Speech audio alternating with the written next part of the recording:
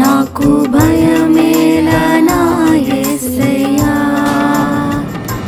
నీవు నాలోనే ఉన్నావయ్యా.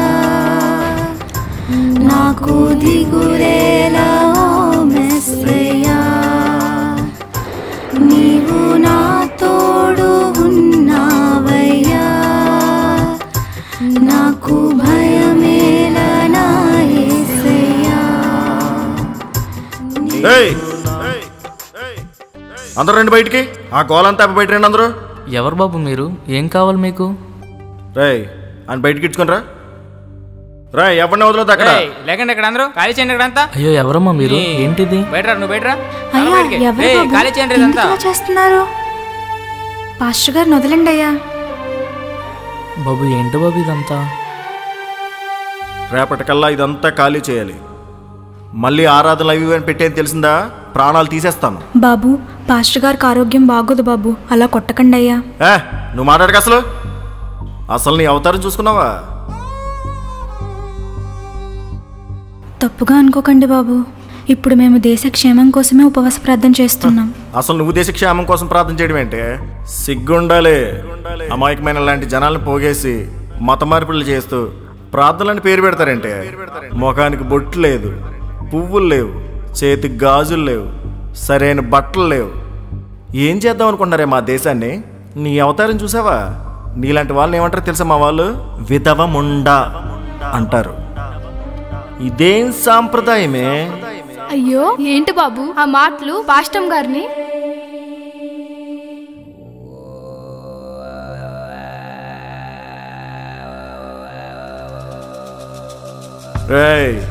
ఆల్రెడీ చాలా మంది వచ్చి ఈ దేశాన్ని నాశనం చేశారు. ఇప్పుడు మత మార్పులు పెంచుకుంటూ నీలాంటి పాస్టర్లు ఈ దేశాన్ని ఇంకా నాశనం చేస్తున్నారు. అసలు నీకు పర్మిషన్ ఎవడు ఇచ్చాడురా ఈ ప్రార్థనలు అయి పెట్టుకోవడానికి? రెండు తంతే మళ్ళీ ఇక్కడ బాబు ఇది. అమ్మా ఎందుకు కొడుతున్నారయ్యా? అయ్యో అయ్యా ఎందుకు కొడుతున్నారయ్యా? అబ్బా ఏసయ్యా ఎందుకు కొడుతున్నారయ్యా? అయ్యో అమ్మా కొట్టకండి అమ్మా. అయ్యో ఏసయ్యా కొట్టకండి అయ్యా. రాయ్ ఈ దేశం మాది. మీరు మీ దేవుని పూజించుకోవాలనుకుంటే మా దేశం వదిలిపోండి. జాగ్రత్త. రండ్రా.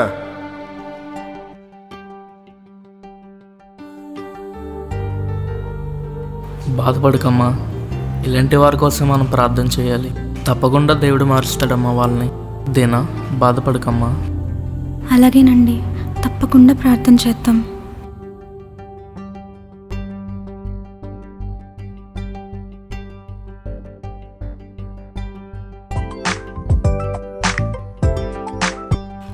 హలో అమ్మా. డాడీ చెప్పరా తల్లి. కాలేజ్ ఫీజు కట్టాలని చెప్పాను కదా డాడీ. అవునమ్మా. వాళ్ళు కాసేపట్లో కాల్ చేసి చెప్తానన్నారు డాడీ. అది గుర్తు చేద్దామని చేశాను. నేను చూసుకుంటానమ్మా. జాగ్రత్త తల్లి. సరే డాడీ. డబ్బులు సెట్ అయ్యి సాగట్లేదు.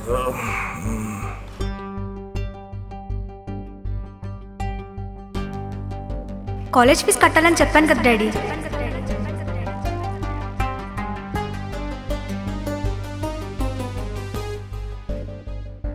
కాలేజ్ ఫీజు కట్టాలని చెప్పాను కదా డాడీ.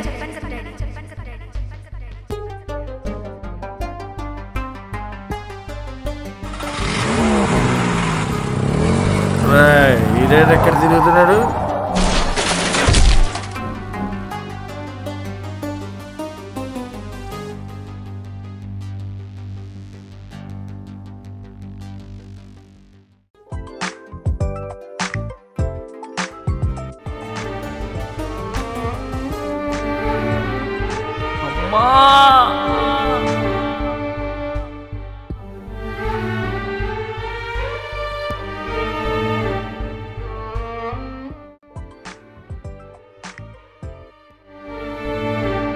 హలో డాడీ, ఇప్పుడే కాలేజ్ నుంచి ఫోన్ చేశారు. 1 మంత్లో ఫీజు కట్టేయమన్నారు. ఆ డబ్బు మనం కట్టామంటే నా ఎడ్యుకేషన్ మొత్తం పూర్తయిపోతుంది డాడీ. ఇంతకాలం మీరు పడ్డ కష్టమంతా తీరిపోతుంది డాడీ. అబ్బా ఏసయ్యా బ్రదర్, లైన్ బ్రదర్.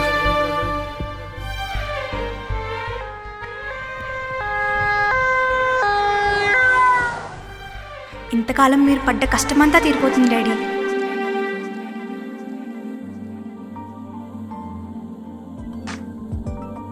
హలో.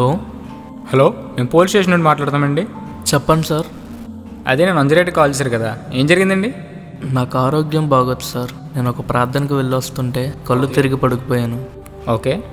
అదే సమయంలో వేరొక బ్రదర్ కూడా బండి మీద వస్తూ కుక్క అడ్డు రావటం వల్ల అక్కడ పడిపోయాడు సార్. అంతే సార్, ఇంకేం జరగలేదు. Okay sir, thank you for your information. అలాగే సార్. పోలీసులకు అలా చెప్పాడేంటి?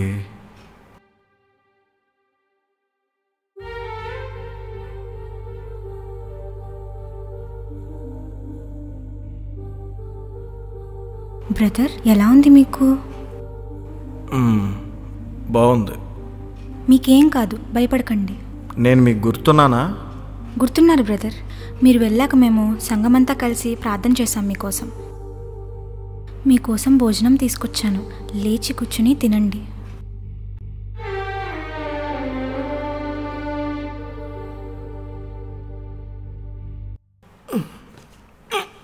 జాగ్రత్తగా లేవండి బ్రదర్. అమ్మా, మిమ్మల్ని అన్ని మాటలు తిట్టింది నేనే, పాస్టర్ గారిని కొట్టింది నేనే. అయినా మీరు నా కోసం భోజనం తీసుకురావడం ఏంటమ్మా? అయ్యో, అది మీరు కావాలని చేసింది కాదు కదా బ్రదర్.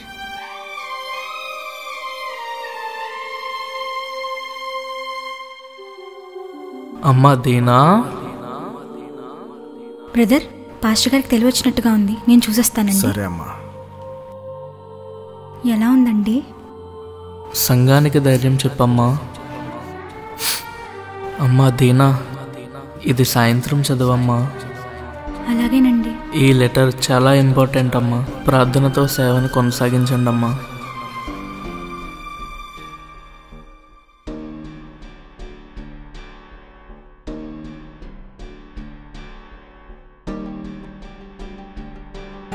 అమ్మా సుజాత. డాడీ.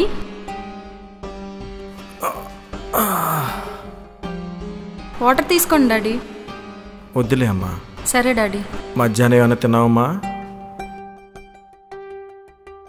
నేను తిన్నాను డాడీ. అవును, మీరు మధ్యాహ్నం భోజనంకి రాలేదండి డాడీ? చిన్న పని మీద బయటికి వెళ్ళానమ్మా. సరే, నువ్వు చదువుకో అమ్మా, నేను కాసేపు పడుకుంటాను. సరే డాడీ.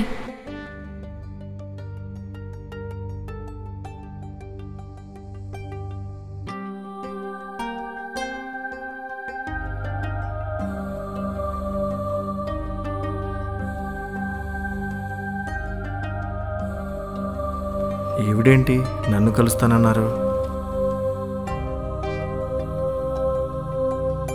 ఎలా ఉన్నారు బ్రదర్? మీ ఆరోగ్యం ఎలా ఉంది? నేను బాగానే ఉన్నానమ్మా. మీరెలా ఉన్నారు? దేవుని కృప వల్ల నేను బాగానే ఉన్నాను బ్రదర్. చెప్పండమ్మా, ఏంటి ఎలా వచ్చారు? ఇంతకీ పాస్టర్ గారు ఎలా ఉన్నారు? ఆ విషయం మాట్లాడడానికే వచ్చాను బ్రదర్. చెప్పండమ్మా, ఏంటి విషయం? ఇవి ఉంచండి బ్రదర్, పాస్టర్ గారు ఇవి మీకు ఇమ్మన్నారు. ఇంత డబ్బు నాకిచ్చారేంటమ్మా? పాప కాలేజ్ ఫీజుకి ఇవి చాలా అవసరమని పాస్టర్ గారే ఇవి మీకు అందజేయమన్నారు. రేపు పాస్టర్ గారి కార్యక్రమం బ్రదర్, మీరు తప్పకుండా రావాలి. పాస్టర్ గారి కార్యక్రమం ఏంటమ్మా?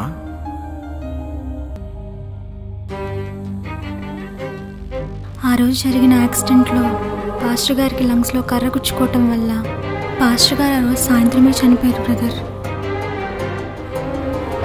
పాస్టర్ గారు చనిపోయారా? క్షమించండి పాస్టర్ గారు, నా కోపం మీ ప్రాణాలనే తీసేసింది. తీసుకోండి అమ్మా. అమ్మా, మీకు ఎలా క్షమాపణ చెప్పాలో నాకు అర్థం కావట్లేదమ్మా. అయ్యో, క్షమాపణ దేనికి బ్రదర్? విధవముండా అంటారు. అసలు ఆ రోజు ఆ మాట మిమ్మల్ని అనకుండా ఉండాల్సిందమ్మా. ఈరోజు మీ భర్తను పోగొట్టుకోవడానికి కానీ మీ కుటుంబం ఇలా అనాథలుగా మిగలడానికి కానీ నేనే కారణం అమ్మా.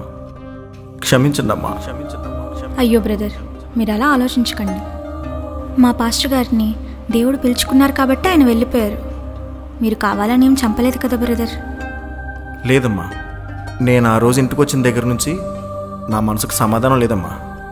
ఆ రోజు మిమ్మల్ని చాలా మాటలు తిట్టి అవమానించానమ్మా. పాస్టర్ గారిని కూడా కొట్టానమ్మా. మీరు నమ్ముకునే దేవుని కూడా దూషించాను. కానీ ఆ రోజు హాస్పిటల్లో భోజనం తీసుకొచ్చినప్పుడు నాలో సమాధానం లేదమ్మా. అమ్మా, నేను మిమ్మల్ని ఒక మాట్లాడకొచ్చా? అడగండి బ్రదర్. ఈరోజు మీ కుటుంబం నాశనం అవ్వడానికి కారణం నేనే కదమ్మా.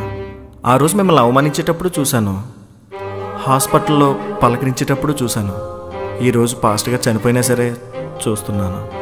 అంతగా ఎలాగమ్మా మీరు మమ్మల్ని ప్రేమిస్తున్నారు? నేను మిమ్మల్ని ఎంత బాధ పెడుతున్నా మీరు ఎంత ప్రేమగా ఎలా మాట్లాడగలుగుతున్నారమ్మా? క్రైస్తవ్యం అంటే ఇదేనమ్మా? క్రైస్తవ్యం అంటే ఇదే బ్రదర్. మీరు మమ్మల్ని హింసించినా, బాధ పెట్టినా, దూషించినా మీకోసం ప్రార్థించడం, మిమ్మల్ని ప్రేమించడం మాత్రమే క్రీస్తు మాకు నేర్పించింది. 33.5 సంవత్సరాలు క్రీస్తు ఈ లోకానికి పంచింది కూడా ఆ ప్రేమే. బ్రదర్, ఆ రోజు మేము మత మార్పిడి చేస్తామని అన్నారు కదా. కాదు బ్రదర్, మేము సత్యాన్ని గ్రహించాం. అదే క్రీస్తు ప్రేమ ద్వారా పంచుతున్నాం. ఎంతోమంది మిషనరీస్ ఈ దేశం వచ్చి భారతదేశాన్ని నాశనం చేసి వెళ్ళానని అన్నారు కదా. లేదు బ్రదర్, వాళ్ళు ఈ దేశానికి ప్రేమను పంచి వెళ్ళారు. డియర్ బ్రదర్, ఆ రోజు మీరు నన్ను విధముండా అని అన్నారు కదా, అది నా అవతారం కాదు బ్రదర్, సిద్ధపాటు.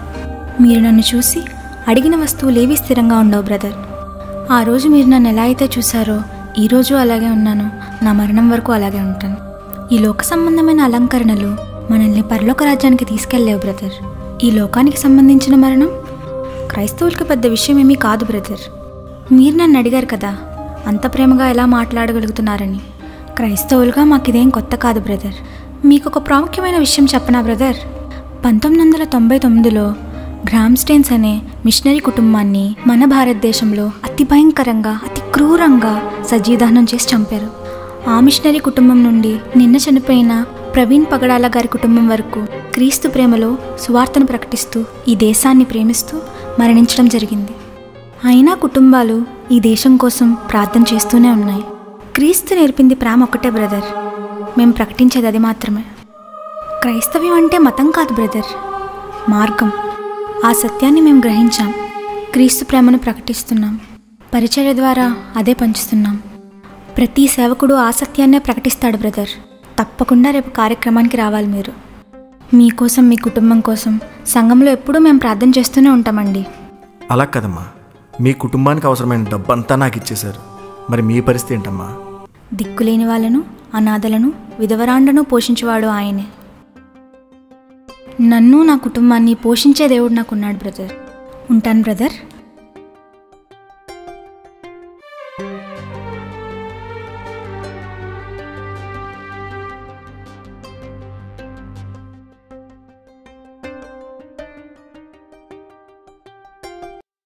అమ్మా సుజాత, డాడీ, క్రైస్తవ మిషనరీస్ నిజంగానే భారతదేశానికి సేవ చేశారమ్మా? క్రైస్తవ మిషనరీలు భారతదేశానికి సేవ చేశారు అనే దానికంటే భారతదేశమే క్రైస్తవ మిషనరీలకు రుణపడి ఉంది అని అనడం న్యాయం డాడీ. ఆంగ్లం అనే పదాన్ని కూడా తీసుకోలేని రోజులవి. ఆంగ్లేయులు మన దేశానికి వచ్చి మనల్ని పరిపాలిస్తున్నారు. అలాంటి రోజుల్లో క్రైస్తవ మిషనరీలు భారతదేశాన్ని ఎంతో ప్రేమించడం మొదలుపెట్టారు. దానికి ముఖ్య కారణం ఏంటంటే అప్పటికి మన భారతదేశంలో విద్య, వైద్య, సరైన వసతులు లేకపోవడమే డాడీ. అలాంటి పరిస్థితుల్లో ఉన్న మనల్ని క్రైస్తవ మిషనరీలు మనల్ని ఎంతో ప్రేమించారు డాడీ. ప్రస్తుతం మన ఆధునిక భారతదేశం ప్రపంచంలో ఇతర దేశాలతో పోటీ పడుతుందంటే దానికి కారణం కేవలం చదివే డాడీ. అసలు ఆంగ్లం అనే పదాన్ని కూడా జీర్ణించుకోలేని సమయంలో మిషనరీలు మనకి ఇంగ్లీష్ చదువుని పరిచయం చేశారు daddy. John Christian Frederick Heyer అనే మొదటి క్రిస్టియన్ మిషనరీ మన భారతదేశానికి వచ్చి, అందులోనూ మన తెలుగు రాష్ట్రానికి వచ్చి గుంటూరు అనే ప్రాంతంలో ఈ మిషనరీ ఎంతో మందికి విద్య ద్వారా తన సేవలను అందించారు. ఇప్పుడు మనం ప్రతి టీచర్స్ డేకి సన్మానం చేసుకుంటున్న సర్వేపల్లి రాధాకృష్ణ గారు, శేషయ్య శాస్త్రి గారు, ఇటువంటి గొప్ప వాళ్ళందరూ కూడా ఆ మిషనరీ స్థాపించిన గుంటూరు మిషన్స్లోనే డాడీ చదువుకున్నారు. 138 ఏళ్లుగా విద్య ద్వారా మనకు అందుతున్న సేవలు ఒక్కటే కాదు డాడీ, వైద్యపరంగా కూడా మనకి సేవలు అందించడానికి 1847 సంవత్సరంలో ఆయన university of Maryland school of మెడిసిన్లో ఎండి చేసి వచ్చారు డాడీ. మనకి వైద్య సేవలు అందించడానికి వాళ్ళు విదేశాలకు తిరిగి వెళ్ళి ఉన్నతమైన చదువులు చదువుకొని రావడం ఏంటి డాడీ? ఇలాంటి మిషనరీలు మన భారతదేశానికి ఎంతో సేవలు అందించారు డాడీ. ఈ ఫెడ్రిక్ హయర్ అనే మిషనరీ తన సేవల్ని అందించిన తర్వాత ఆ బాధ్యతలను మెడికల్ మిషనరీగా వచ్చిన అన్నా సారా కుగ్లర్ గారికి అందించారు డాడీ. మన భారతదేశంలో అడుగుపెట్టిన ఎంతో మంది మిషనరీస్ తెలుగు, తమిళ్, హిందీ, మలయాళం, కన్నడ ఇలాంటి ఎన్నో భాషలను మన కోసం నేర్చుకొని మనకు దగ్గరై మనల్ని ప్రేమించారు డాడీ. ఈరోజు భారతదేశంలో ప్రతి మారుమూల గ్రామంలో కూడా విద్య, వైద్యం ప్రతి ఒక్కరికి అందుబాటులో ఉన్నాయంటే, ప్రతి ఒక్కరూ చదువుకుంటున్నారంటే అది కేవలం ఆ రోజుల్లో క్రిస్టియన్ మిషనరీస్ స్థాపించిన విద్యాలయాలు, ఆసుపత్రులే డాడీ. అందరూ ఆరోగ్యంగా ఉండాలి, అందరూ బాగా చదువుకోవాలి అనే నిస్వార్థమైన ప్రేమ ఆ క్రైస్తవ మిషనరీలు మన భారతదేశం మీద చూపించారు డాడీ. సతీ సహగమనం లాంటి భయంకరమైన మూఢాచారాలతో ఉన్న మన భారతదేశాన్ని విలియం కేరీ అనే మిషనరీ వచ్చి ఆ మూఢాచారాల నుండి తప్పించారు. విలియం కేరీ గారు ఒక్కరే కాదు డాడీ, ఫెర్డినాండ్ కిట్టెల్, యామీ కార్మికాయల్, ఈగన్ లాబన్ డోఫర్, Hermann Gundert, Robert Caldwell, Duff Alexander, Francis Xavier, Serampore trio ఇలాంటి ఎంతో మంది క్రైస్తవ మిషనరీలు ఎన్నో స్కూల్స్, హాస్పిటల్స్ భారతదేశం అంతటా కట్టించారు డాడీ. మదర్ తెరిస్సా లాంటి గొప్ప మిషనరీ ఆవిడ బాల్యం నుండి మరణం వరకు భారతదేశంలో ఉన్న కుష్ఠరోగుల మధ్య ఎన్నో వైద్య సేవలు అందించింది డాడీ. మీకు ఇంకొకరి కోసం కూడా చెప్తాను డాడీ. ఇస్బెల్లా తోబర్ అనే మిషనరీ భారతదేశానికి వచ్చి లక్నో అనే ప్రాంతంలో ఎంతో మందికి విద్య ద్వారా సేవలను అందించింది డాడీ. తర్వాత తిరిగి తన స్వదేశానికి వెళ్ళి మన భారతదేశంలో ఉన్న పేద ప్రజల కోసం ప్రార్థన చేయమని ఇతర దేశాలతో ప్రార్థన రిక్వెస్ట్ పెట్టిందంట డాడీ. ఒక దేశాన్ని, ఆ దేశంలో ఉన్న ప్రజలను ప్రేమించాలనే ఆలోచన ఆ క్రైస్తవ మిషనరీలకు ఉండడం ఎంత గొప్ప విషయమో కదా డాడీ. క్లెరిండా కోకెల్ లాంటి ఎంతో మంది మిషనరీస్ భారతదేశంలో ఎక్కువగా సేవ చేసింది అనాథ పిల్లల కోసం, విధవరాండ్ల కోసం, దిగువ జాతికి చెందిన కుటుంబాల కోసం. క్రైస్తవ మిషనరీలు చూపించిన ఇలాంటి ప్రేమను మన దేశంలో ఉంటున్న కొంతమంది స్వార్థపరులు వారి రాజకీయ లబ్ధి కోసం మతం అనే ముసుగు కప్పి మత మార్పిడి అనే బురద జల్లుతూ అటువంటి సేవలకు కృతజ్ఞత లేకుండా చేస్తున్నారు. బైబిల్లోని క్రొత్త నిబంధన గ్రంథాన్ని లండన్ మిషనరీ సొసైటీ వారు 1818లో మద్రాసులో ముద్రించడం జరిగింది. జార్జ్ గ్రాండ్ మరియు అగస్టిన్ డెస్ గ్రాంజెస్ అనే మిషనరీలు విశాఖపట్నంలో దీన్ని తెలుగులోనికి అనువదించడం జరిగింది. ఇందులో గొప్ప విషయం ఏంటంటే ఈ అనువాదం ఆనంద్ రాయర్ అనే బ్రాహ్మణుడి సహకారంతో చేయడం జరిగింది. కానీ ఇప్పుడు 99% క్రైస్తవ్యం పట్ల స్వార్థంగానే ఆలోచిస్తున్నారు. మిషనరీలుగానే కాదు డాడీ, ఈస్ట్ ఇండియా ప్రభుత్వం ద్వారా అధికారులుగా వచ్చినటువంటి కాటన్ దొర గారు, సిపి బ్రౌన్ గారు లాంటి ఎంతో మంది క్రైస్తవులు భారతదేశానికి వారి ప్రేమను అందించారు. గోదావరి జిల్లాలు ఇప్పటికీ పచ్చగా కలకల్లాడుతున్నాయంటే కాటన్ దొర గారు చూపించిన ప్రేమే డాడీ. అలాగే చదువు అందరికీ సులభంగా అందుబాటులో ఉండాలని నిఘంటువును అందించినది సిపి బ్రౌన్ గారు. నిన్ను వలే నీ పొరుగువారిని ప్రేమించాలి అనే మాటకు లోబడ్డం వల్లేమో డాడీ ప్రతి క్రైస్తవుడు నిస్వార్థంగా ఇతరులను ప్రేమిస్తాడు. ఒక్కసారి ఆలోచించండి డాడీ, ఈరోజు ఎంతో మంది పేదవారు, నిరాశ్రయులు ఉచితమైన వైద్యం పొందుతున్న కేజీహెచ్ లాంటి మిషనరీలు కట్టించిన హాస్పిటల్స్ లేకపోతే కుల, మత, జాతి, వర్ణ భేదాలతో కనీసం చదువు అనే ఆలోచనకు కూడా అవకాశం లేని ఆ రోజుల్లో క్రైస్తవ మిషనరీలు పాఠశాలలు కట్టించి ఉచితమైన విద్యను అందరికీ అందించారు డాడీ. క్రైస్తవులు చూపించిన ప్రేమతో విద్యారంగంలోనూ వైద్య రంగంలోనూ వారు తీసుకొచ్చిన మార్పుల వల్లనే ఇతర దేశాలతో భారతదేశం అన్ని రంగాల్లోనూ ముందుకు నడుస్తుంది. క్రైస్తవ మిషనరీలు భారతదేశానికి ఎంతో ప్రేమను చూపించారు డాడీ. చూపులేని అందులకు కూడా ఈరోజు ఎంతో మంది చదువుకొని ఉన్నతమైన స్థానాల్లో ఉన్నారంటే వారికి కూడా విద్యను అందించే దిశగా లూయి బ్రెయిల్ అనే క్రైస్తవుడు బ్రెయిలీ లిపిని అందించడం జరిగింది. అంతెందుకు డాడీ, ఈరోజు మీ కూతురు ఎంత ఉన్నతంగా చదువుకుంది అని అంటే ఆ క్రైస్తవ మిషనరీస్ చూపించిన ప్రేమే డాడీ. ఏమైంది డాడీ, ఎప్పుడూ అడగంది క్రైస్తవం కోసం అడిగారు? ఏం లేదమ్మా, ఈరోజు ఒక సేవకుడు నీ చదువుకి నీ వైద్యానికి ఎప్పటికీ తీర్చలేనంత సాయం చేసి వెళ్ళిపోయాడమ్మా. నిజమైన క్రైస్తవ్యం అంటే అదే డాడీ. క్రైస్తవ్యం అంటే ఇదే బ్రదర్.